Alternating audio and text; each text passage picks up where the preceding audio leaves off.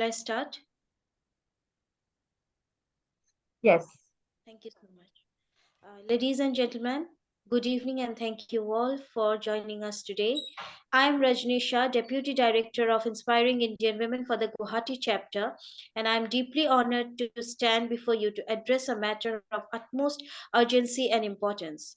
We have gathered here today to shed light on the heart wrenching case of Dhara Shah, a devoted mother and her child, who have been cruelly separated by the actions of the German authorities. This is not merely an isolated incident, it is an issue that strikes at a very core of parental rights and human compassion. It affects all of us as individuals, as members of a global community, and as defenders of justice and humanity.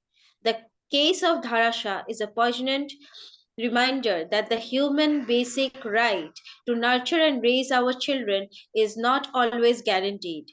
It is essential that we stand united against such injustices and work diligently to uphold the rights of parents everywhere.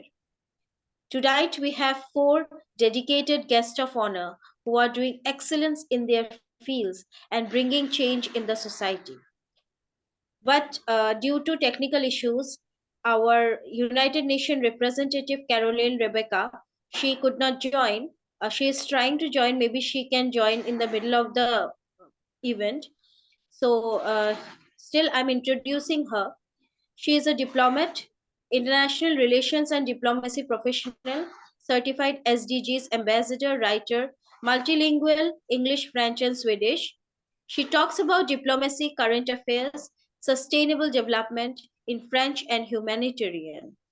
Our next guest of honor is Dr. Ajay Kumar Pandey. He is an advocate of Supreme Court. He is recognized for championing women and children, brings a wealth of experience to the discussion. Apart from his role as a prominent legal advisor, he is a widely published author, television commentator, and filmmaker. He serves as a National General Secretary and spokesperson of the Jan Shakti Party, representing the government led by the Government of India. Next, we have a very talented and dedicated guest, Prayatna Kowets. She is a disability rights and child rights activist. She is currently a doctoral study student in Germany and is based in Mumbai, India. Prayatna uses a decolonial approach in her research, which is an analytic approach that is opposed to pillars of Western civilization. Colonially and modernity, Prayatna has done her master's studies in childhood studies and children rights from the University of Applied Sciences, PostDems.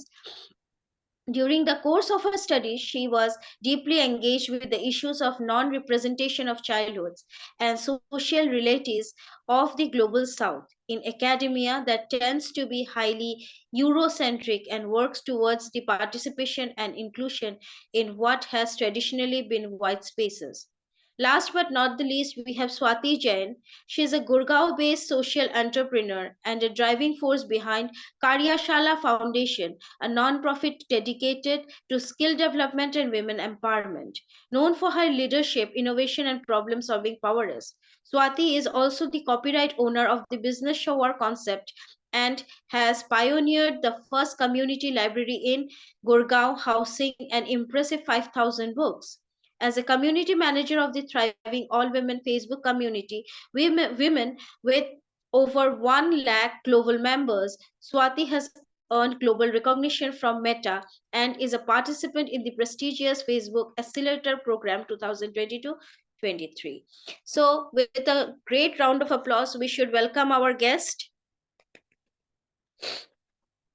And before we start the event, I would like Rashmi ma'am to say something about our organization because there are many who doesn't know about inspiring Indian women much. So, if you like to introduce inspiring Indian women to our guest. Thank you so much, Rajni. And we are a very fast growing network of women. And we started in UK, now registered in India. And we're trying to get women all together, inspiring each other with their success stories, as well as helping and supporting in whatever endeavors a woman needs. And Tara's story is something which touched our heart, and we decided to get some kind of a noise about it. At least, if we can't do much, but we'll try our best to ensure that the somebody awakens and somebody hears us. Thank you so much to our distinguished guests for joining us. This is Inspiring Indian Women, awaiting Ratnisha to continue with her questions and her discussion. Thank you so much.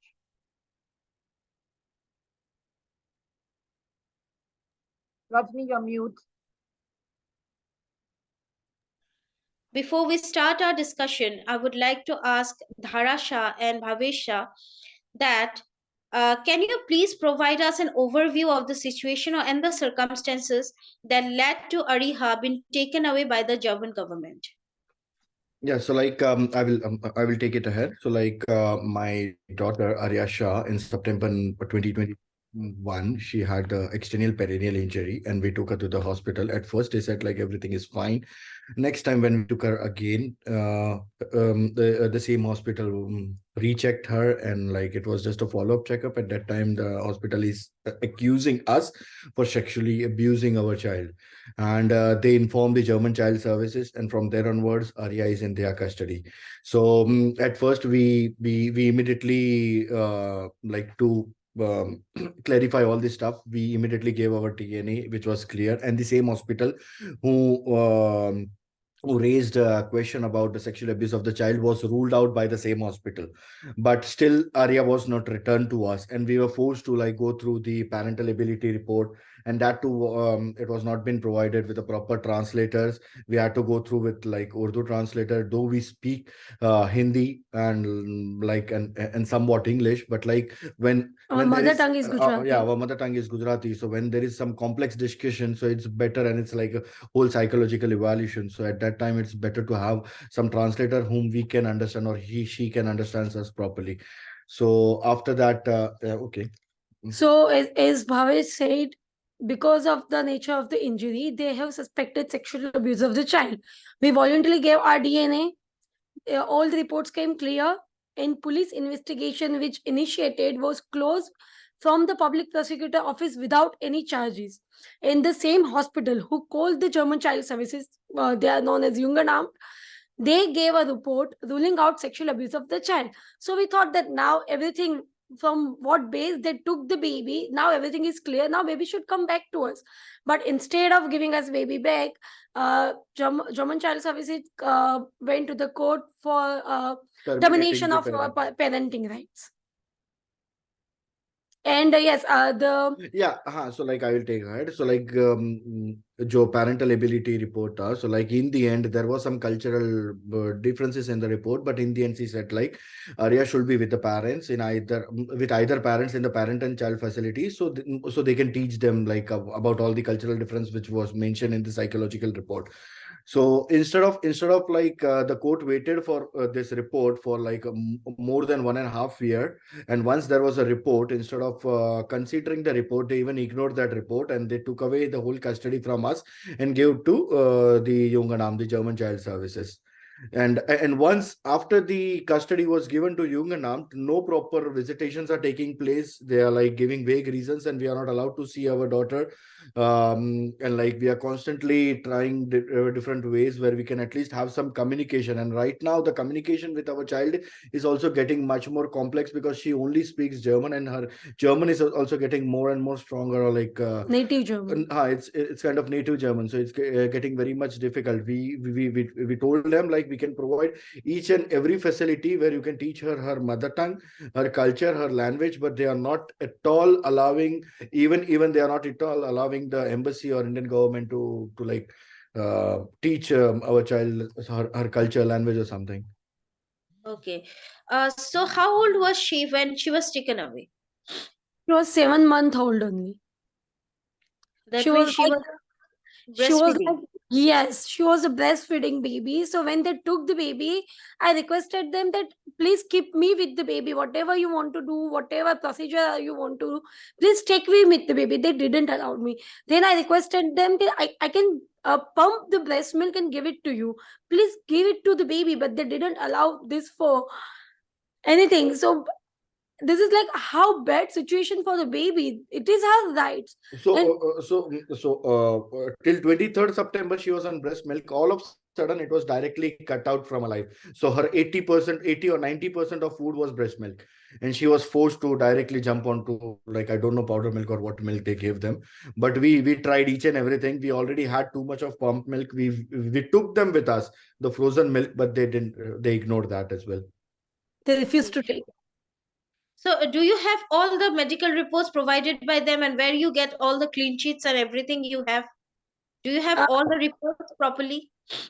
Yeah, we have this one, the police case, which is like uh, which says that like I have discontinued the preliminary proceeding against the client. So this is that report which I have already marked. I'm not sure whether it will be visible. So these are like my report and Dara's report, which says that like the criminal investigation on the parents are been closed. And this is dated 24th February 2022. Okay, so It's so like last Yeah, year. Okay. last year So, February. the investigation went on for 1 year, as you said, from No, no, no, no. it started on On September September, 20, end of the end of September. September, and it closed on like end of February, you can say, or February 2022. only within 6 months it was closed, right? Yes, Yes. so it never went to the court. From the initial investigation only, they closed, the public prosecutor closed the case. It never went to the court. And regarding the medical documents, I would like to bring some light on that. We were not been provided any proper medical documents. We were constantly asking to the hospital, and whatever the German Child Services was claiming was like beyond our imagination. We were not able to understand. And each time they filed something into the court, their statements were constantly changing. So even we were confused, like what exactly had happened to our daughter. So constantly we were asking for the medical reports to the hospital. In June 2020, they give some set of documents. In that it was only mentioned that like parents bought the child was in complete stable condition, but she has this injury. We asked the mom, and that's all. Nothing, no information about what treatment was given, no photographs, no videos, nothing. Again we constantly asked them. Then in November 2022 they gave us one. After a year. After a year, they created one more document into the old document which they already had given us, in which they added like 3 more pages, in which they just mentioned like we have done so and so treatment, we have done some stitches or something, but there is nothing concrete to back up their claim, like no photos, no videos, nothing. When we got this report, we showed this report to many international doctors, like few in US and few in like India. They have also given a strong opinion in which they says that like the whatever the parents are saying is consistent with the accidental injury. Mark nothing. And whatever I read things. it. I read it from it. Ariha's injury is highly likely to have been caused by an accident. It would have been such injuries have been reported to occur by accident, sitting on a sharp object, followed by acts of the grandmother, and repeated medical examination and procedures is most likely caused this event. After that, but like we just switched our lawyer. We didn't knew that before. So from the lawyer who had filed a document into the appellate court, we got to know that like they haven't provided any forensic document. There is no forensic medical document. It is just claim of the doctor who just treated her. And they are just consulting the forensic doctor, like we just saw this and this is what we want to like answer to the court, and that's what like the forensic doctor is answering. So that's what our lawyer has also put up that into the court. But we recently got to know there is no forensic document, because we are not sure, everything is in German. So I thought this document is only the forensic one. Okay. So we have Advocate Dr. Ajay Kumar Pandey sir here. Sir, I would like to ask you, what legal avenues are available for Dhara Shah to pursue in order to challenge the decision of the German government to take her daughter? Though it is a matter of international court, but still, being a legal advisor, what advice would you provide us? Thank you. Thank you very much. Before I come to your question, Rajni, first of all, my big thank you to Inspiring Indian Women for taking up this important subject. And my greetings to all the speakers here also today. And my thanks to Rajni Shah, Swati Jainji, greetings. And Prathna ji, greetings. And any other guests who are here or watching us live, my greetings goes to you all and my personal gratitude joining us on this show on such important topic. Thank you. See, we have heard first-person account of this case from Bhavesh. Bhavesh, what he has faced or what the world today knows about Ariha is 2.5 years old baby. But actually, baby was 7 months old when the incident took place. That is September 23, 2021. The trauma of the parents, what I have gathered, is not only that they were separated from the baby, they were not allowed the visitation right. You will not believe and you will be shocked to know that she was not even allowed to cry during the court proceedings. Am I correct, Bhavesh? Inko rone ki bhi ijazat hai. Because that is being interpreted as she being mentally unfit. So you are snatched away from your child and you have no right even to cry about it. I think this one line sums up the tragedy she has been going through. But this tragedy is not new to the Indians or per se the cross-cultural parents. The only thing new here is that it is getting attention. If I quote some of the famous and very often highlighted case, then the first, which you all know, Rani Mukherjee novel and that book, Mrs. Chatterjee versus Norway. It is not a fictional case, it is an actual case. You are witnessing today Mrs. Shah versus Germany. But we should not forget Mrs. Patil versus Australia, and Mrs. Patil was compelled to commit suicide. We should also remember Mrs. Yusuf versus England. We should also remember Mrs. Anne versus Sweden. So this entire European country, be it Germany, be it United Kingdom, be it US, be it Norway, be it Australia, be it Germany, the story across the continent is same. And the connecting lines are, this happens to poor mother, this happens to be non-English speaking mothers, this happens to newly arrived immigrant.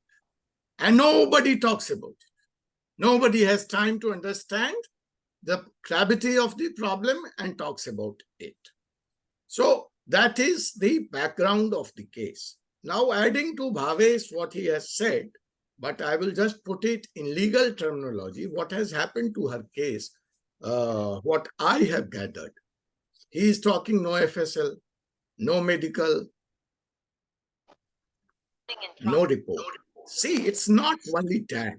What all has happened? First of all, it was a mockery in the name of trial. And this mockery is nothing new. Because they are these social service agents or these youth services, these volunteers act as police. And they act as the judicial body. And their reports becomes the truth from the Bible. And the judge merely stamps their decision. That is exactly happened in the Bhavesh Shah case, which is the story. Again, I told you about all these cases. I have minutely researched it and studied it. So in this case, no fair trial. Even his attorney in the first court was not given sufficient time to represent. to submit the submissions. So in any trial, the first requirement is of balance, where the accused person also has right to defend themselves. But in this case, the time allotted to the defense counsel and the time allotted to the prosecution counsel was 90 and 10. So you understand how it was going. Expert opinion, which was completely in favor of Bhavesh and Madam Shah, was completely ignored.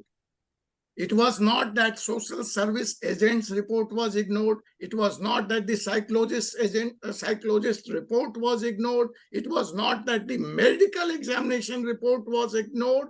The court even didn't allow these evidences to be let down. The envelopes were not opened, and decisions was passed. The judgment was passed.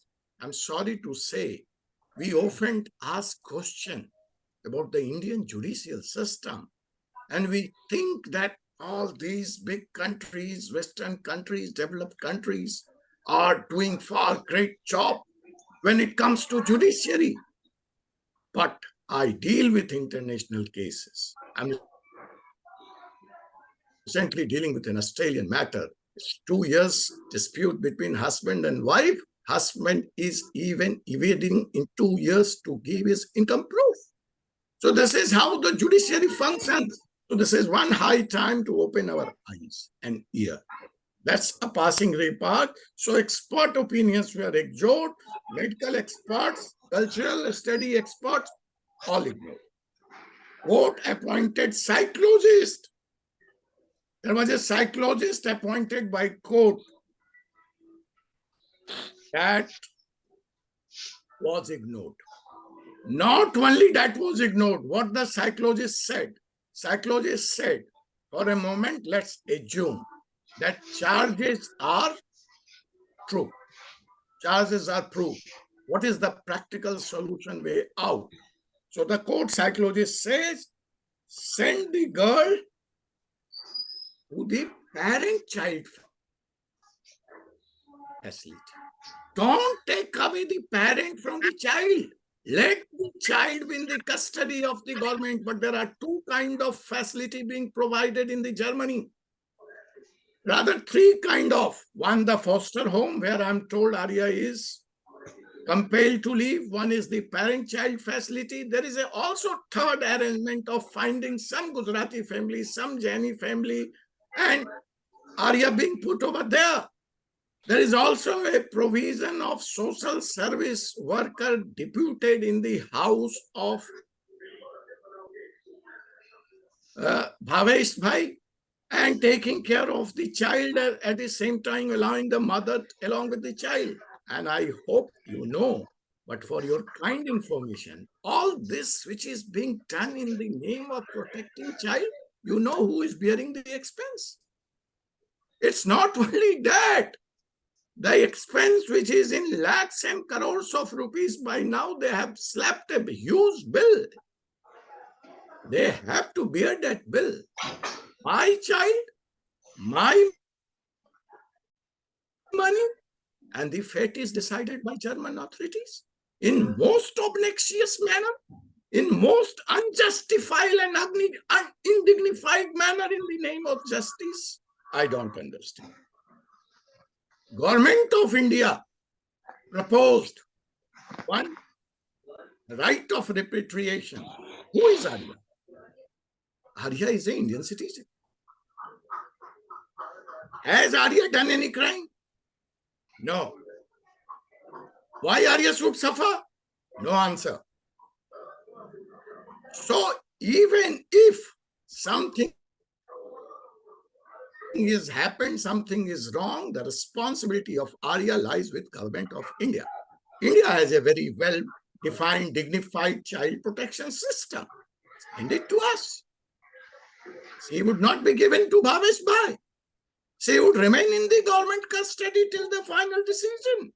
What's the problem? No answer to it. No answer to it. So this is as far, but as I told you, this is not Germany, this is US. I'm not going to take a lot of your time going detail into the case, as I have been asked by Madam Moderator to offer some solution, which I can. But this was a background which I wanted to say, that entire Indian population away home is facing this problem. And see, the pattern is, this also happens with a child who is not in a position to speak. This is always with a child which is less than 1 year. So this child can come forward and say, "No, nothing wrong has been done to me and nothing wrong has happened to me." But in all these cases, the common pattern is, so what a slogan which is going on in the international domain is right. You are developed countries, you claim to be developed countries, you claim to be having a far, far better, efficient judicial system. So if at all you are concerned, take away our property, not our babies. That you are not able to do. And the starkest problem as a lawyer, which I see, you are doing all this in the name of welfare of the child. Where is our welfare? Cultural right is my de facto right. The right of kinship is an international right, where Germany, India, all the modern countries are signatories under the UN Charter. Even that is being violated. Forget about the international human right. That is being violated. So, as I was referring, there is an international convention where the child have right to return to their country of origin. This is an international laid-down law. So first solution which I would like to suggest or advise, as per my experience, is an appeal in United Nations. Under this law, under this convention, but that has to be done by Government of India. I have seen government doing enough. Madam Shah coming to Gentleman, standing outside the German embassy, and even the retired judges of Supreme Court at the time of G20 writing letter. One of the prominent demand which has been raised at the time of G20 is developing a protocol, developing a SOP. Because I said this is not a problem of Germany or Ariha. This is a very big problem. And keeping in view the Indian population, their cultural background, their different food habits. See, even I would like to quote a report. It's interesting. What has happened in 2018, there was a study by European Parliament. I'm not referring to Indian report. I'm not referring to Indian media. I'm talking of a report, a special report, 2018, done by the European Union Parliament itself. Let's see what the European Parliament report talks or says. I quote, "The role of Jugendamt, that is Youth Social Service Organization, what in Germany it is called, in cross-border family dispute has been bitterly criticized by the European Parliament. In a report in 2018, the European Parliament accused the organization of discrimination, being unfair to the children of migrants, and harming the right of both the parents and children by confiscating the children. The solution offered by the European Union itself is, if such case is happening, hand over to social worker. Why to foster center? Child has done no wrong. And in this case also, child is an Indian citizen. Let her return to India. So this is their parliament. I gave you the entire series, how this trial has took place, which is not in the name of trial, which is a big sham. And these are the few things which can, I would like to quote one more case in the context of Norway, which has worked. Two cases now, which has worked. As I told you, the problem where it stands, the SOPs which we are asking for is in such cases, you have seen when Bhavesh and Madam Saab was explaining the lack of communication. See, being a Gujarati speaking and that social service organization, a German, and Ariha couldn't speak, and a translator was given because for them Hindi and Urdu seems to be the same language, which is not the case, and translator doing some thing missing and adding and subtracting here and there, and the entire story gone wrong. So one of the demand of SOP is that in such sensitive case, that the role of the interpreter or the role of the translator is a very important and crucial report, and let there be some SOPs. But of course that we are talking of future, but yes, I will request with folded hand, Bhavesh Bhai and Madam Shah, that let this case become the symbol of you fighting for entire world cross-cultural parent. Don't stop here. Let this battle not end at the Ariha. I'm assuring you, you will get back Ariha. How? Why I am assuring you? Because one, the way you have fought it, it is now 2 years almost you are fighting. I know you have been to Germany many a times. So where the ray of hope lies, where I can see the light. So I will come to that two part, and there I would conclude, and maybe third round if some questions the organizers have, if that kind of system, and I'm ready to answer any question as they wish. After all, it is in the hand of Rajni ji.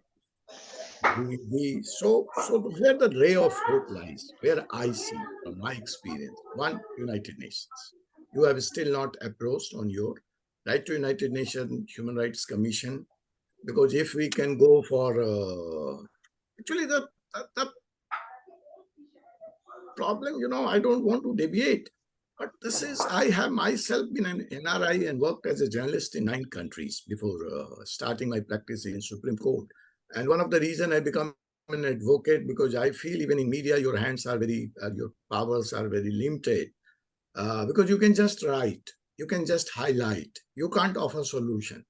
So I felt joining law because I thought that I will be able to give justice, fight for them, stand by them. And there is a common background between me and Bhavesh and Madam Shah, that I worked for Sandesh, Gujarati newspaper also for long time. So I can ask you, Kemcho. Huh? So that's the common connections. And well, in 9 countries I was working, I have been closely linked and related to all these Gujarati brothers and living. And that's my problem. And that's our problem. The India is different. We may go to abroad, but we do not leave our culture. We are not like other nationalities. We do not leave our food habits. We do not even surrender our passport. But the ray of hope. So we want to come back. Now there is a gentleman in UK who has faced this similar problem, and 2 children were taken away from them. That gentleman, a Tamilian gentleman, Mr. Nagarajan, fought the battle for 2.5 years, but he was successful. Because now, see, what will happen after some time? Ariha's passport will be also taken back. When it will come to renewal of the passport, see, being not in India, passport, so German authorities will offer in the court and change the passport. So she will lose her citizenship also. That is offering, that I can see. So they have to object to that. So in this case, these Tamilian parents fought the battle in the London court, represented by Harish Salve, that no, we don't want British passport. No, we don't want British citizenship. We are happy. And I'm happy that the Indian consulate stood by them. And they won the battle. So this is ray of hope, that you will win the battle. The second ray of hope, which I can see in a similar situation in a case which I remember in US, in the Court of Appeal, all these glaring examples which you have just said here and what I have, and I have more on this you want, I will share with you, but you know better than me because you are at the ground zero. My sources are only third-party sources. So in that case, what happened, interesting thing, in the Court of the Appeal, this youth social service organization or this foster care center, the entire evidences which are against them was going to go against them. And if that is proven, one thing is sure, law is law. If it can go against me, it can go against them also. So that was the situation which came in the US, and they have to negotiate with Indian parents. They have to say sorry. And then the case was withdrawn and the children were given back to Indian parents. So you don't lose hope. That can happen here. I can see those ingredients in this case. Why it has happened, what politics, that you can better tell me, or we can talk one-to-one and see that how I can intervene, what is the politics going on. I have no idea. But so this is a second solution which I have seen happening. Third, very interesting. In Norway also it happened with the Indian parents. And they took up the battle. And there were a few other cases, similar cases of... See, this is not limited to India. It happens in cross-cultural Sri Lanka, Saudi, many nationalities, they face this. So in Norway, these are smart parents. What they did was they complained to National Human Rights Institution of Norway, which I believe you have not done so. There is a National Human Rights Institution in Germany too. You need to rake up your voice. You need to go there. You need to go to United Nations. You need to write to Baki Moon straight away. You have approached Modi ji, I have seen. They are trying, even when Jaishankar has talked, the ambassador was summoned here, but nothing has worked because they all say our hands are tied because the matter is in the court and we can't interfere. So the solution which I as a legal professional can say that lies in fighting the battle in the legal way. Political, you keep on trying, it works, it's good for us, or at least it is giving you strength, it is giving you power. You have to try all the tools, be it media, be it politics, be it government, be it cross-cultural, be it United Nations, be it NGO like Inspiring Women. We all are lending voice to your fight. So in this case, what worked out, that when in National Human Rights Institution, the complaints were made, 9 complaints were made of violation of the Human Rights Commission. Because the interesting part is, the person who is most suffering in this case is Ariha.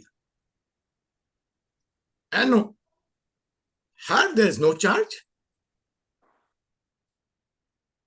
Even if, for a moment, let's as a layman assume that Bhavesh Bhai has done wrong, or Madam Shah has done wrong. So they should be punished.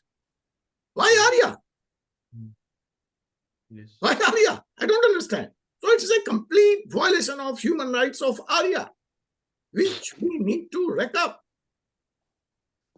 And then comes the International Convention, which talks about the child being returned to the country of origin. Then comes the issue of the Kitsik and Kinship. Then comes the issue of the cultural rights, my cultural right. Then comes the issue of my national identity. So all these needs to be resorted to me. It can't be taken away from me. Me not party into it. Me not able to speak, not say, I have no voice. I'm a 2.5-year-old baby. Why am I to suffer this?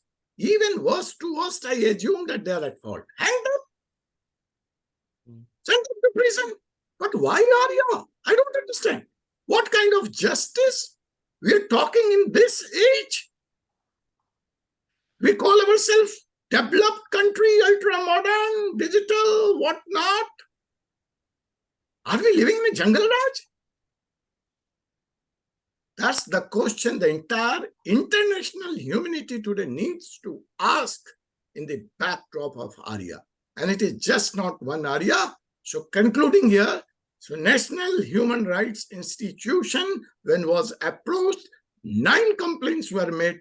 Out of 9, 7 was decided in the favor of the parents.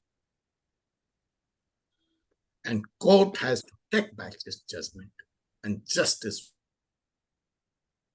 was done. And there I see the ray of hope. Thank you. Thank you very much. Thank you so much, sir. We'll come back to you again. Thanks for enlightening us. Now we are moving to Prayatna Kovitz. I want to know according to the child rights, what differences you see in India and Germany in case of child rights. But before you start, I want to share something.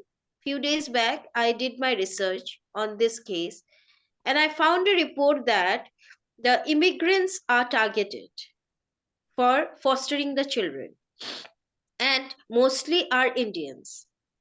So, what we should consider now that the study says that 70% are Indian families. So, we should consider that Indians are mostly targeted because we inherit intelligence. Our children are easy to mold, and they can be easily used as a resources for those developed countries, because if they are going to hire scientists, engineers, that will cost a lot from India.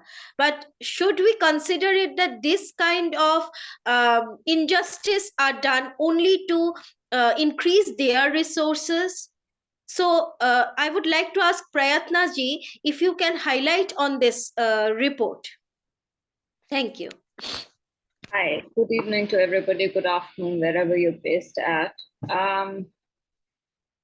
That was, before I begin, I'd like to thank, of course, Dr. Pandey for, I particularly appreciated the message of hope that he had given out towards the end. And in cases like this, where, that was dragged on now for more than 2 years, it's very uplifting, not just for us, who, a lot of us who volunteer our time to provide advice and resources to the Shahs, but directly, of course, to the Shahs themselves. So thank you for that. Rajni ji, thank you for organizing. I think I understand the gist of your question, right? Which is from, whether this is towards targeting children of minority communities. I understand the question. However, I feel like I'm really sorry. I think I will need a reference to the report that you're mentioning as well, because the fact is that one of the reasons that, when you argue against an institution like the Jugendamt, which is the youth office in Germany, yes, of course, there are many petitions at a European Parliament level, right? There's a level of escalation when you're talking about the legal or judicial system, right? So what happens if you lose at the Landesamt, at the basic level, like the Shahs, they've lost the first round of the case, and now it can be escalated twice more. But the German judicial system is very complicated. So once you lose the highest, available court, it is not necessarily the Supreme Court. You've lost your chances of appealing the case in Germany, right? So what happens after that is that the court, the only possibility that the Shahs will likely have is, of course, I hope it is not the case, but let's say any case like the Shah would have, would be to go to the European Parliament level, right? So that's the next level available when things don't work out in Germany. I'm not saying this is going to happen for the Shahs. I'm really hoping for a quick and safe return of Ariha Shah. Now, one of the many challenges that, and let's say critiques, I think that's a better word. One of the many critiques that the youth office has, at a European Parliament level, So you can look up petitions at the European Parliament, and one of the critiques that that they have is that there's many, let's say, articles and rules of law that a youth office is not allowed, that a youth office, let's say, is supposed to be mindful of, right? So, for example, one thing would be sibling separation. If there's a brother and a sister being taken away by the child welfare office or the system, the siblings are meant to be kept together. Now, this is being implemented as national law in many countries in Western Europe, like Belgium, for instance, has this as a part of their law. Germany is currently discussing it. They're not there yet. I'm very certain that they'll get there at some point, because the rights discourse is very important in Germany. Now, one of the criticisms that, no, I wouldn't say criticism. One of the things about Germany when we speak about minority communities is that one has to be very mindful and very careful about the fact that Germany has a lot of history with minority community people, right? This is to do with what happened to minority communities, the Jewish community, 70, 80, 90, 100 years ago, right? So what is the result of that? The result of that has been that due to the mistakes, grave mistakes of their dark history, they, in Germany, they have a lot of deep guilt and a lot of deep remorse about the wrongs that they have committed, right, towards all these minority communities. And therefore, what they do is that, as a way of ensuring that they do not target people from a specific community any longer, what they do is that Germany is one of the few countries in the world which will not track census data based on race and ethnicity, right? So when you look at the number of children that are taken, in addition to the fact that they have some of the strictest data protection laws in the world. So what does this mean? What this means is that there is no way of actually telling how many minority community children are part or, in state care in Germany. There's no way of telling. There's literally no way of telling, because the government has very strict laws against tracking data based on ethnicity. This is directly due to their past. So when you say a lot of Indian children, I think the number was 70%.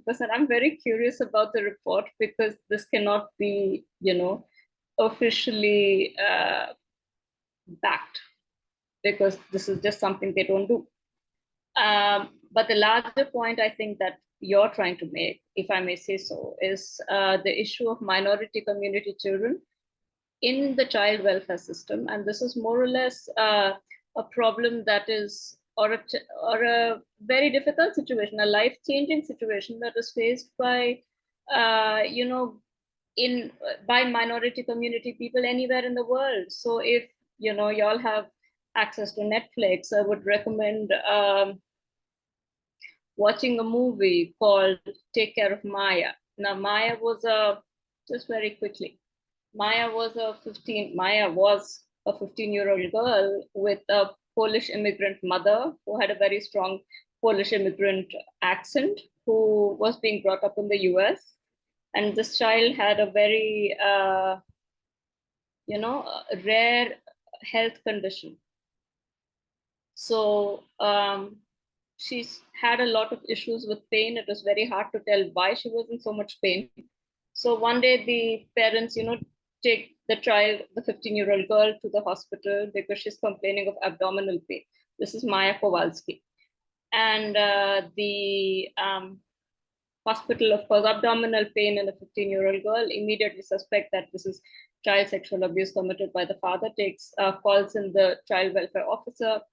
And many wrongs were committed. I'd highly recommend watching this show to understand how these allegations of allegations of child sexual abuse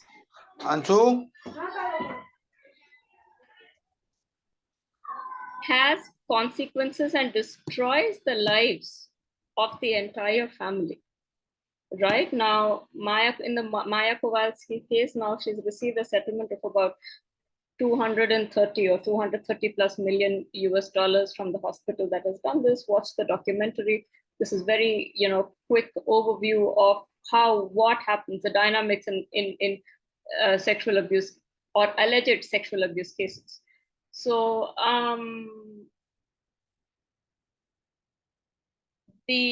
I find that, when I started a conversation with Dhara at about a year and a half ago, when, I'd come to know about the case. I was still living in Germany then. And this conversation started about, what was going on in the case. There was something about sexual abuse. There was something going on clearly with culture. I, had a chat with her. It's very clear that, they're not native German speakers. Navigating medical legal German is very complicated task. And through her, I have had, an insight into similar cases where, children from minority communities have been taken away by the child welfare. Look, it is a very complex topic, because on the one hand, of course, all of us somewhere recognize that an intervention is required in case there are, cases of abuse. Of course, we all recognize that of course an intervention is necessary. But the worrying thing is, what happens if, like with the Shahs, they have all the evidence to say there was no sexual abuse. Okay, what happens then? What happens when there is, like say with the Shahs again, there is a conflict and they feel very strongly that they are not being given the right to a fair trial, right? This is a very serious allegation to be making. So what happens then? Now, what is very important again in Germany, we're talking about a rights-based system fighting for, human rights. They are, the 80 years, 90 years, that is not a very long time ago. So a lot of people still have a lot of memories and a lot of guilt about what has happened in German history on the one hand.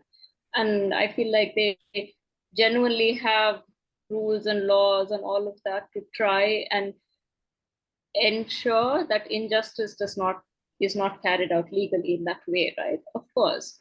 But what happens in the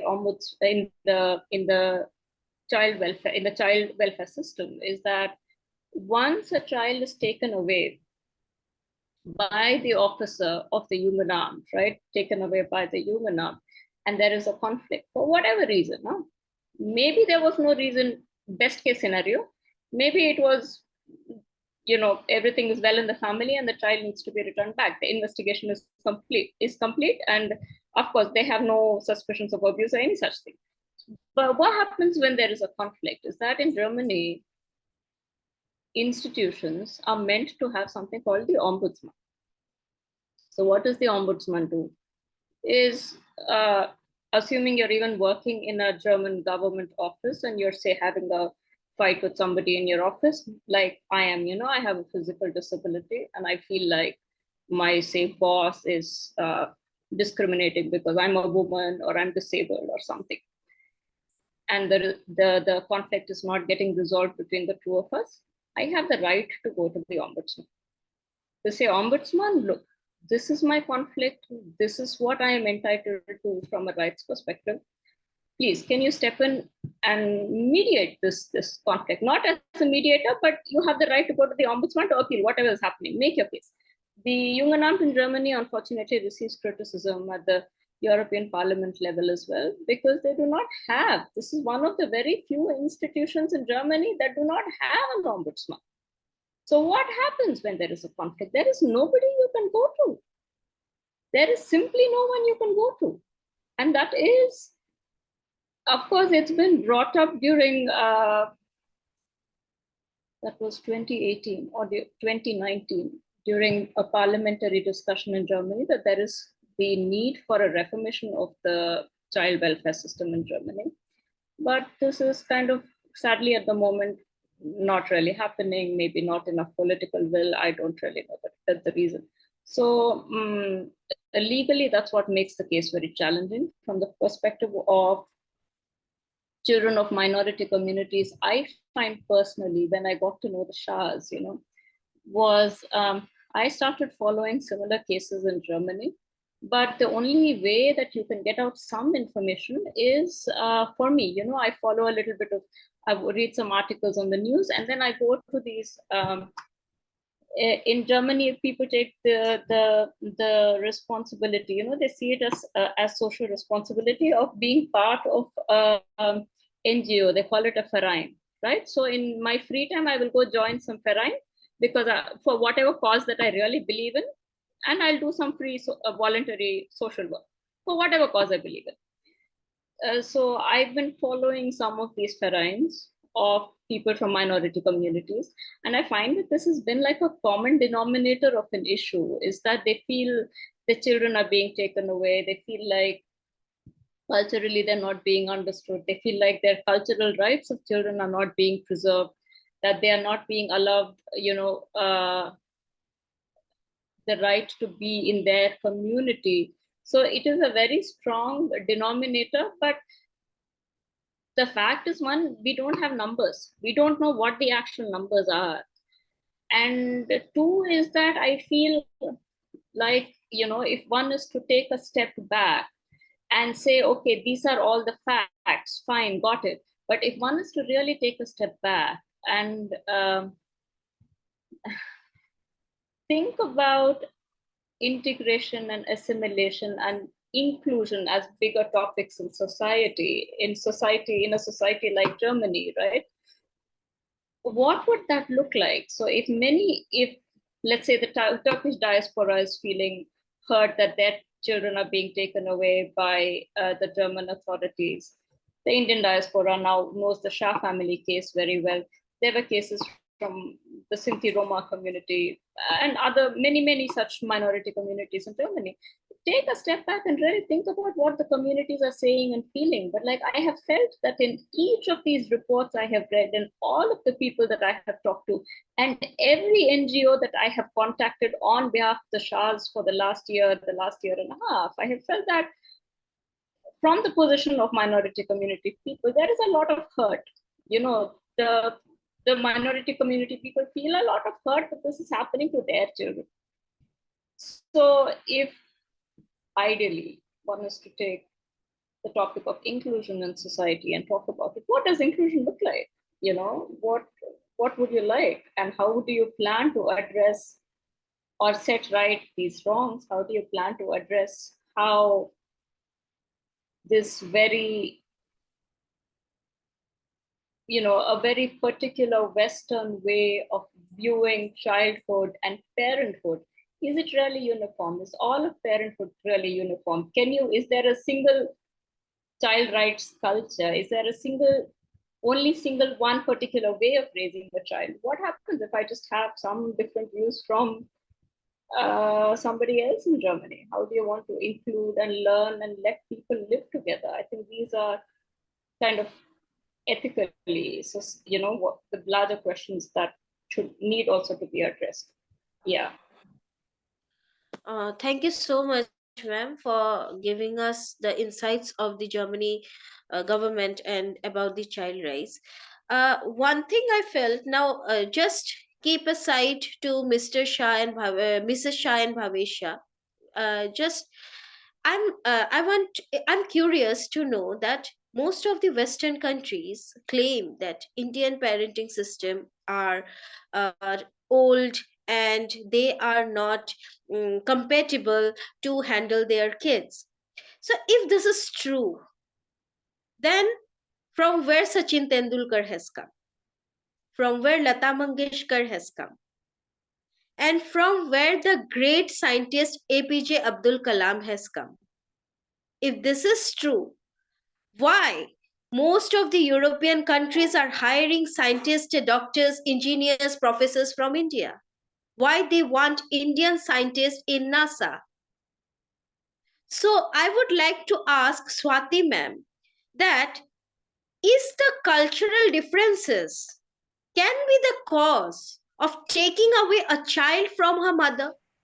Is Indian system of uprising their child, upbringing their child, is so negligible in the European countries, then why they want Indians in their institutions? Ma'am, would you like to highlight some points over it? Thank you, Rajni, for highlighting this question. And most of the things are being said by both the speakers, Advocate Dr. Ajay and Ma'am Priya. But I will just add to this कि there are cultural issues. See, India is such vast, and when we went to Western culture, we both are different. Even South Indian and North India culture is totally different. We are a huge country, and we are very different. So there have been cases where children have been taken away from their parents by the government, particularly in the case where there is cultural and international differences. But the main point is that the cases which have been raised concern about the rights, we have to be concerned about the rights of parents, and the main thing is the welfare of the child, because the welfare of the child is most important in this case, because they are in the developing stage. And what you said earlier, they are from where this Sajid Tendulkar, Lata Mangeshkar, and all these celebrities are coming, and they are working, and they are scientists in NASA, also Indian scientists. So when I was going through these cases, so I read a lot of newspapers, online newspapers, and there was a term used by a European newspaper, legal kidnapping. It was said from year 2010 there was 10% of Indian child which are being taken from their biological parents and given to the foster parents in the particular countries, and this ratio Yes. has increased from 10% to 70% by 2020. They didn't have a data after 2020, but it shows that they really want to have our brain, or what you say, the culture we are having, the DNA we are having. So that's the fact. The European newspaper was showing that in every European countries they are taking the Indian child is being taken into foster care, especially if they are born in that country. Example, just like what Mr. and Mrs. Shaw said, कि now their child is talking in Germany, and slowly कहते हैं they will she will become a full German. She won't have any Indian knowledge. She won't be able to speak Gujarati or Indian, any language Indian. So when the child grows up, it will be a full कहते हैं German child. So these things are coming, and it's really, I will say, it's very tough, because we can see we have the live case of Mr. and Mrs. Shah. They are fighting from last 2 years, and it's a long legal battle. But there's, as Dr. Ajay said, there's a hope. Yes, there is a hope we will get back the baby. But the thing is that when we get back the baby, how much attached is the baby to the parents?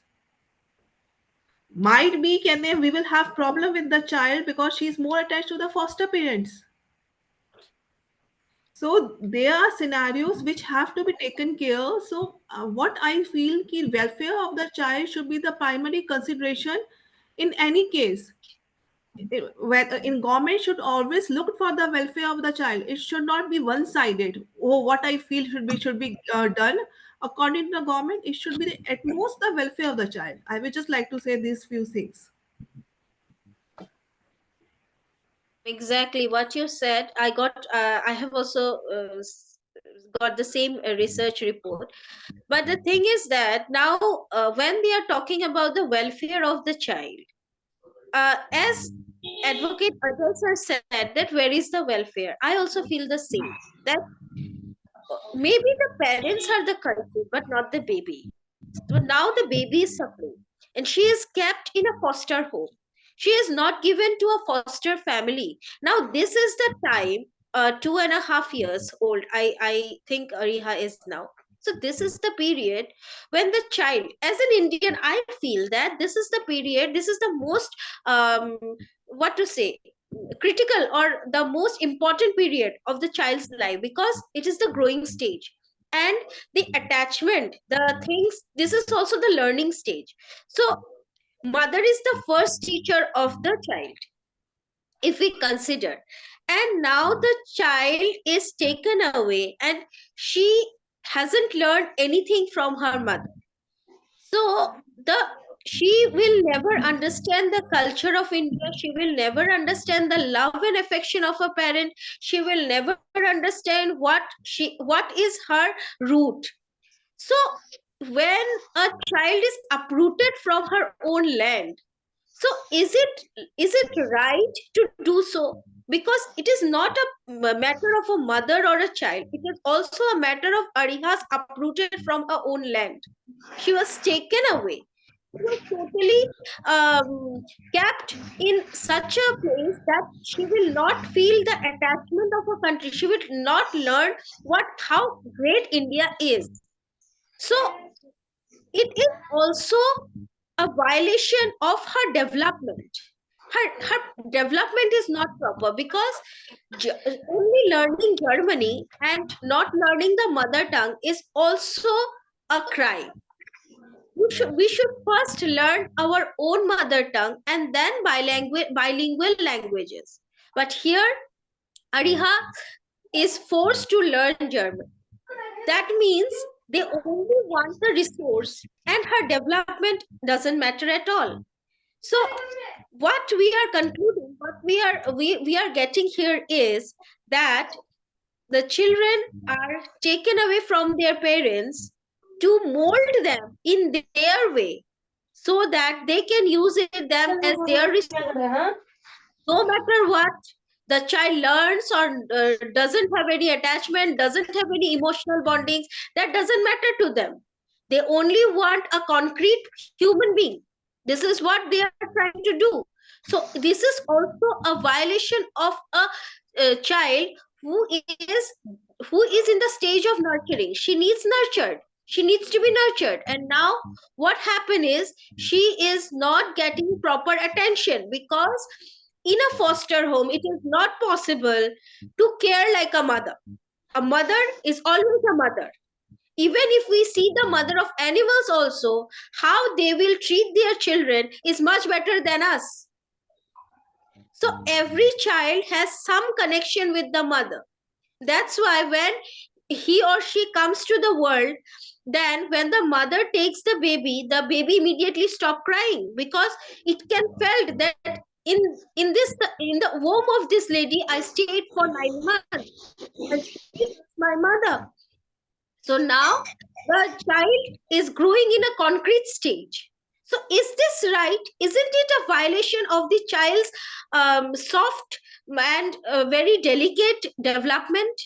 It is also, I think, we all should raise voice against this because here every child have the right to grow in their own way.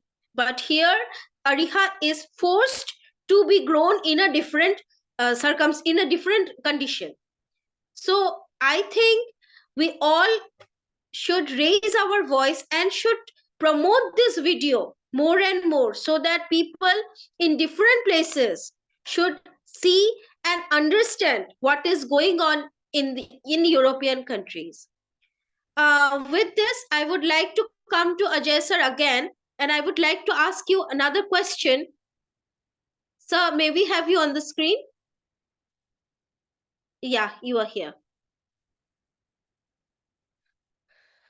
So, how do you feel that the complexities and international child custody laws are advocating the best interest of Ariha?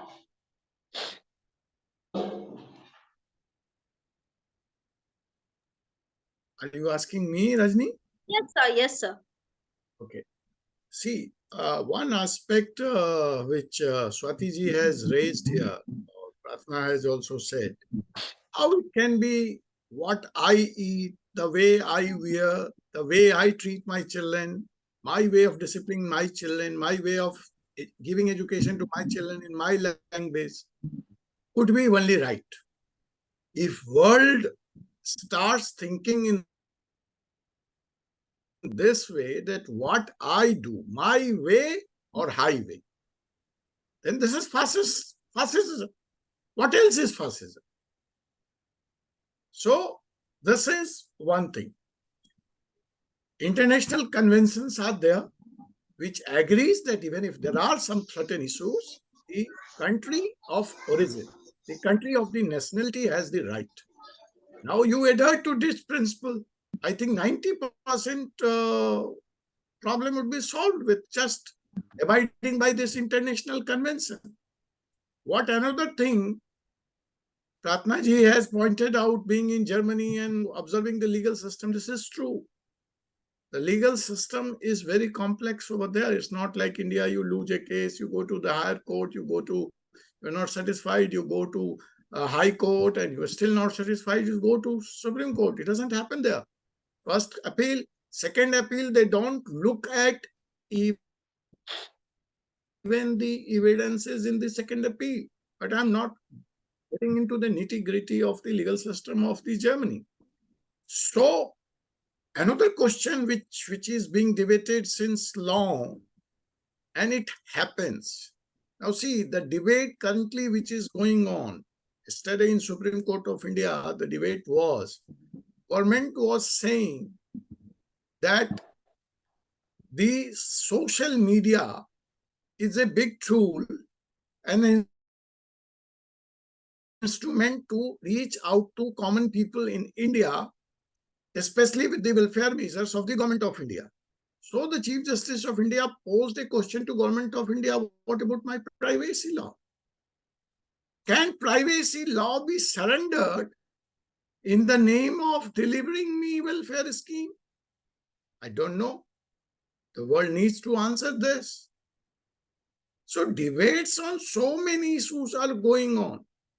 When this very concept of modern statehood came, there are so many theories of Plato, how the state should be, how the state should look after the citizen, or what is the role of the citizen vis-a-vis the state.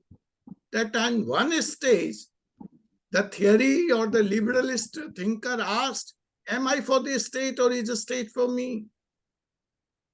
Can, in the name of my welfare, you make me kneel down, take away all my rights? So it reminds me of the Lasky concept where he said that, can you take away all my liberty in the name of giving me welfare? That's happening here in this case. That's the debate. And I hope with all your efforts and the way the communities are waking up, and one of the protocol demand which has been put in front of the G20 is the not only the interpreter, but the better understanding of cross-cultural diversity when we are talking of one nation, one world, when we are talking of unity in diversity. So I hope the world rises to it. But see, such challenges are there when it comes to climate, when it comes to digital law, when it comes to way of development. The challenges are there, but most unfortunate part is this happening to 6-month-old baby, 5-month-old baby. That's very unfortunate. And I can say that at least it is not Baba, Israel and Hamas. Let's agree for the cause of child. What is here to be debated? You want to keep your way of raising a child? Keep it. I don't like your country, I will return. But at the same time, honor the international convention, return the child to the parent country, to the country of origin. This is an international settled law. Okay, your way of trial is your way of trial. I have no right to pass comment on it, to interfere over there. But then what about the international convention? That you have been signatory, you have signed it. Honor that too. If you are so strict and you are so devoted and dedicated to your cause of law, then what about the cause of law of the world? I don't want to say, though, Pratnaji has indicated. Do you want us to remember the same old past of Germany? So it is intolerable, it is unjustified, and no words of condemnation can make for it. And the international conventions and the international rights, the international human right, which is the hallmark of any civilized society, civilized world, must be respected and must be honored. And there we must strive all our efforts, putting pressure on government. Yes, it has been taken up very seriously by government of India. But see, I being myself a journalist working over 9 countries in the world, I have seen our consulates needs to be strengthened, needs to be improved. I don't want to get into this. This is easy, but see, you all will be surprised and shocked to know one international case I handled. You will not believe. Do you know Indians are not allowed to have bell in Nepal, which you think is a friendly country, Hindu nation. Huh? But if you are caught even a motor accident and you are behind bar in such a small incident, you are allowed, you don't need visa. You can travel to Nepal, you can drive down. But you meet an accident and you are behind bar. If there is an allegation against you, you have to spend 10 years, 20 years in the jail of Nepal till the trial. Either you are punished or you are acquitted. But till that happens, you have to be behind bar. So it is shocking. The same thing you go to Middle East. What happens to Indian workers, laborers? They are thrown on in a second to the jail for very petty crimes. You have seen the fate of Indian actress, how she was arrested on the airport. That Kerala actress suspected of carrying some drugs. She was given a packet. What happened? Government of India intervened. But you need a strong country. It reminds me of my old journalist days when I was working in Sandesh, that Gujarati newspaper, year 2000. I met the intelligence bureau chief in India, Mr. R.C. Mehta. He was the Gujarat cadre IPS officer at that time, heading the intelligence bureau. So, I was kid also, not that mature, not knowing that much law at that time. So I asked him that we know thou has done this and thou has done that.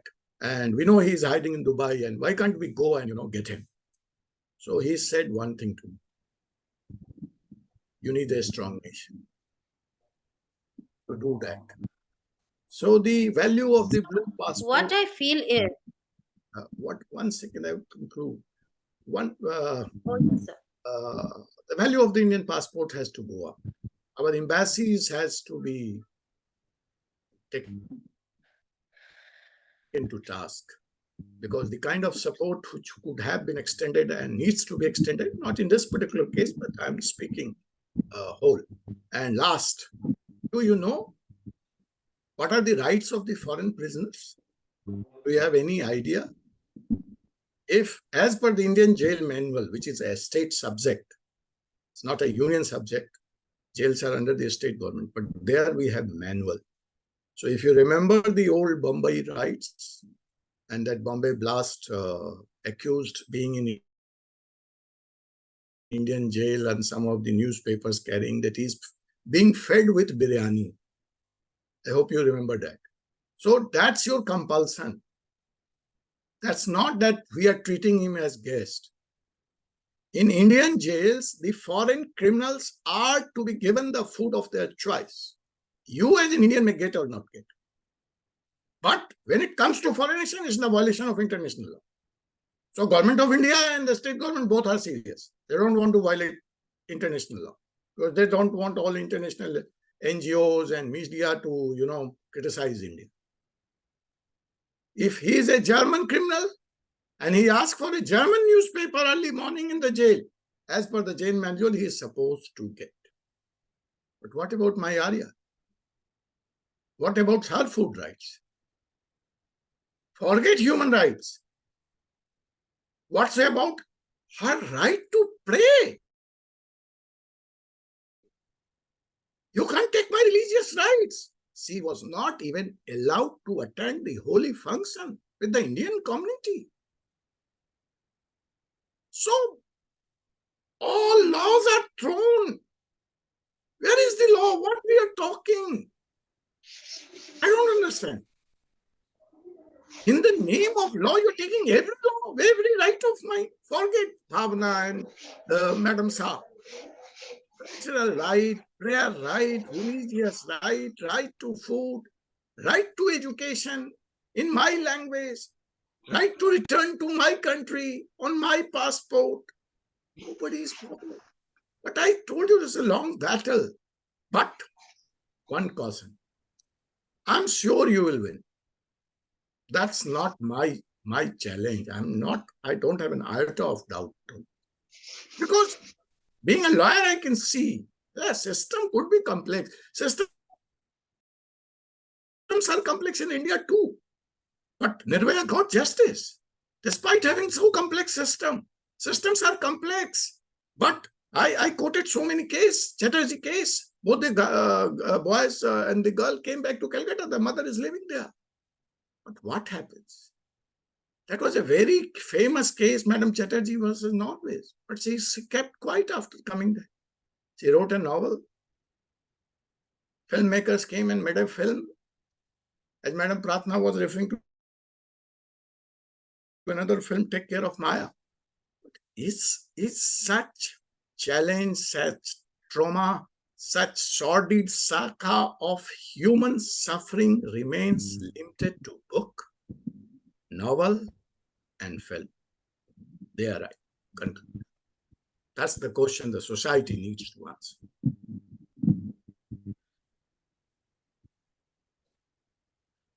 Over to you, madam. Thank you so much. Sir, thank you so much, sir. What I feel is when European countries are too much strict with the children, with the child rights, and they want the child to grow in a proper developed way, why don't they educate the parent according to their country system? Because when I am going to your home, I may not know the rules and regulation of your home, but you have to tell me the rules and regulation. So if they only want the child to grow in a better way for the development of the child, so why don't they educate the parents first? There should be a period for both the parent, that they should be educated, they should be given all the possibilities what they can have in the European countries, and then allow them with their kids. In this way, the parent will know how to raise the children in the foreign land. Because India, okay, I understand that India is a land of diversity, and we follow so many cultures, and we are proud of it. But in foreign countries, when they feel that Indians are incapable, so in that way, in that case, they should educate the parent first, or they should send someone to monitor the child, so that she doesn't get hurt, no accidents can occur, and she should be safe. In this way, the child can stay with her parent also, and she can be her development will also be there. So why European countries are not doing this, and instead they are just taking the child away from their parents, keeping in the foster home? After having parent, keeping the child in the foster home, is this right? Is this the form of development for the child? So my question is, anyone can answer this. What I'm saying is, why European countries are not taking the initiative to educate the parent first, how to raise the child? Because we don't know anything. We worship cows, we worship trees, so we may not know anything. We are junglis, we are the forest dwellers. I agree. But if they are so developed, if they knows everything so well, why they are not educating the parents first? May I quickly, Oh, I can see Vandana ma'am here. Hello, ma'am. Yeah, you can answer. Pratna ji, you can answer. just very, very quickly, as uh, setting direction to your question, you could think of it that way. There's a anthropologist, there's a French anthropologist called Philip Aries. And what Philip Aries has done is written a textbook for anthropologists across the world who study how children are brought up. His book is called Centuries of Childhood, right? So what he does is he talks about in this book this notion of childhood as a social construct, right? So when you go anywhere across the world, right? When you say something like childhood as a social construct, what it means, very, very like diluted theory, is that childhood looks different anywhere you go in the world. So an Indian child having a childhood in India is different from a Norwegian child's childhood, is different from an Amazonian kid who's growing up in the brinks of a forest or of a fast disappearing forest. Now, that is the basis for this theory. Aging in any society, right? Old people, 80 plus, looks different across society, across countries. Disability, they say, is a social construct. That means being disabled looks different across the world. There was a fantastic study called the Stanford study to just make the point, saying what is the best place in the world to be schizophrenic. It's a fantastic study because it says it stresses on this cultural aspect, right? So they did a cross-sectional study of auditory hallucinations, US, somewhere in, I think that was Nigeria or Ghana and India, and they said the auditory hallucination in people with experiencing schizophrenia is different. It depends on where you're at in the world. Childhood is not too different, right? So what is the point I'm trying to make here? If you all remember looking at the news, right? June 2023, yes, there were 4 children who were traveling with their mother in an aircraft somewhere over the Amazons. The airplane crashed. The mother died. But the 4 children, including a baby, survived. Why did they survive? Is because these children in the Amazon, right? They survived. They were able to pick berries and eat, and they knew how to keep themselves alive in that situation. The jungle gets dark. There are predatory animals, all sorts of things. This is the Amazon jungle. But why did they know how to survive? How did they survive with a baby? They survived because in the Amazons, right? You can be a 3-year-old child, but you will be given the knowledge and the support, and you will be taught what to do in the jungle. These children are allowed to run around in the Amazonian forest unsupervised.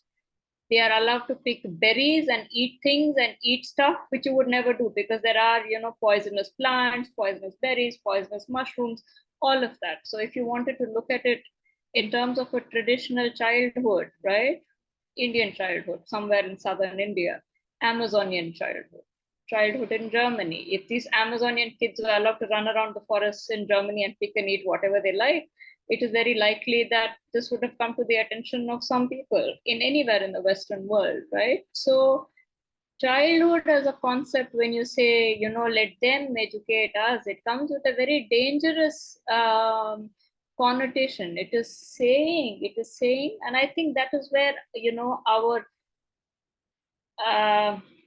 thoughts somewhere converge. It is like saying that there is only one type of childhood and there is only one type of raising children. And there is only one type of, say, forming attachment between a mother and a child, right? At the end of the day, this is like basic sociology 101. At the end of the day, let's say a country like Denmark, right? Just as an example, Western Europe is a highly individual society. So what does that mean? Legally, what it means is that when you talk of the family and you talk of family rights, right? In, let's say, the Shah family case, something like that happening in Denmark. is the individual right of that particular child, right? Whereas communities like ours, we tend to be more community based. It is very common for our children to be tossed around from home to home, between relative to relative, because we bring our children up in a community. Now that's sociology, there's nothing I can do about it. That's the way it is, right? When we say an intervention is required because I'm worried about a particular child, in this family, my neighbor's family, or at the child down the street from me, it's the community that is stepping in to do an intervention on behalf of the whole family. It is just a completely different way of being. There is no right way, there is no wrong way, right? There is no one way. Now, if you look at, let's say, the beginnings of anthropology, right? I have my issues with anthropology as a discipline. But what anthropologists do, they study culture. And, it's typically Eurocentric because it's studying the culture of the other, which is people like us, right? Minority community, non-white, non-English speaking, very often non-Christian. Anthropology is a department. Why did they do it as a discipline? Of course, we are different. We raise children differently. We have a different way of being, a different way of dealing with sickness, a different way of dealing with aging, all of that. But what is the point of anthropology as a discipline? It is the preservation of culture. It is to recognize that, let's say the Shah family, they have a way in which they interact with their children. Of course, never at the cost of causing harm to the child. Of course not. Never at the cost of hurting the child, abusing the child in any which way. Applies to everybody, not just the Shah families. Applies to each and every one of us. We have a certain responsibility towards our children. But this does not ever mean that there is only one way of raising a child. This does not mean this whole thing about culture. What does that actually mean? It does not mean that it is only their way. Why should they educate us? Why can't we have a dialogue and educate each other? Why don't we learn from each other? There's a Polish pedagogue called Janusz Korczak that I really look up to, and he was a pediatrician that worked with children. He helped and he helped a lot of Jewish children basically in Poland during the Holocaust. And what he always says, his words always remain with me. Janusz Korczak always says, in this relationship between him and the children, is that we learn from each other, So that is how I would like to imagine or reimagine your question, versus saying, is if you have the superior knowledge of, no, there is no superiority, there is no single way. One cannot neglect or even negotiate with the aspect of culture. So that's what I would like to say to your question.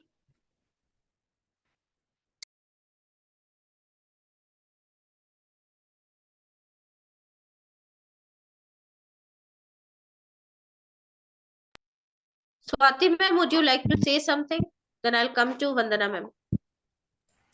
I think most of it has been covered. So let's come to Vanna, ma'am. Let her give her time to speak also. Thank you so much. I think it's such a sensitive issue that we are talking about, and I'm listening. And I think the key message where I look at whether a developed nation or not a developed nation, why the emphasis is only based on what has been put in the law of that land. Of course, we do respect the law of the land, but the question in here is about a human being, a child. Where we are failing at this point, probably in my view, is that we are failing to address what is in the best interest of that child. So we are not taking into the picture the emotional, psychological development of that child. And as Dr. Ajay just mentioned prior to Pratna ji, was about the internet. If we are talking on the lines of the law, then where does the international law comes into play? If hierarchically, if we are believing in the rules and law adopted in the society for the best interest of our people, community, in terms of sociological, psychological development, then why we are not respecting that law only because the country in question does not have a power to say in. Has that come into the equation of not getting that decision rightly being thought through? I don't know how much they got the parents in consultations, how this case has been, but uh, generically, I think the fundamentally where I look at from the human point of view is that it should have be given a voice just in the best interest of the child. And yes, if we are law believers, we believe in the law of the land, we want to respect it, but then at the same time there is a global law above it, and that should be given a consideration. That's all I wanted to say. Thank you.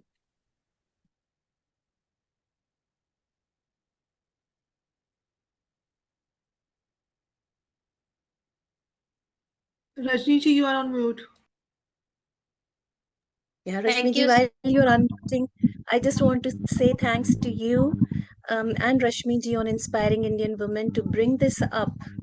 And I think we should all give it a force to our ability and our power to make a change and be the part of that change. That's all I wanted to say. Thank you. Thank you so much. Your words are like cherry in our cake. So thank you so much for joining us. Mr. Bhavesh Shah and Mrs. Shah, would you like to say something before we conclude? I would like to Like to thank thank Inspire Indian Women for taking the case of Ariha Shah so that our daughter can get justice. I would like to thank Dr. Ajay sir for giving us a strong hope, because his words on hope are really means a lot to us right now.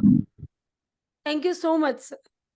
Thank you so much, ma'am, Swati ma'am, Prayatna ji, and Vanna ma'am. Thank you so much for your support. All your support and all your words are means a lot at our point. Thank you so much for giving us some points on the legal way, guiding us where should we go. Thank you. So with this, we are going to conclude our event. Rashmi ma'am, would you like to say something? Rashmi ma'am, would you like to say something? It's been very insightful and a lot of points, a lot of things to dwell upon, and maybe take this issue further. Let's not stop. We can have more of such sessions and keep tweeting about it till justice prevails. Thanks a lot, everyone. Thank you, Rajni.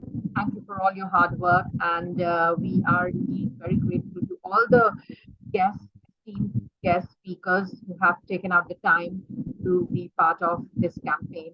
Thanks a lot. Namaste from Inspire. Thank you. Namaste. Thanks to all the panelists Best who came up wishes. on this crucial topic and have enlightened us with your valuable insights. And we have gathered here tonight to demand action, to demand that the voices of Dhara and her child Ariha should be sent to the relevant authorities to take the necessary steps to reunite them. We cannot sit idly by while seeing injustice, and we cannot allow the anguish of a mother to go unnoticed. As a member of the Inspiring Indian Women community, I firmly believe that in our collective strength and our ability to bring about positive change, we refuse to accept indifferences and silence in the face of such adversity, and we are committed to advocating for the rights of Dhara and Ariha. I urge each and every one of you with folded hands to join in this crucial endeavor, to lend our voice to our cause, and to stand in solidarity with Dhara and Ariha, who faces similar challenges. Together we can make a difference, and together we can ensure that the parent and the child get reunited. With this, thank you so much. Good night. Have a nice day. Thank you.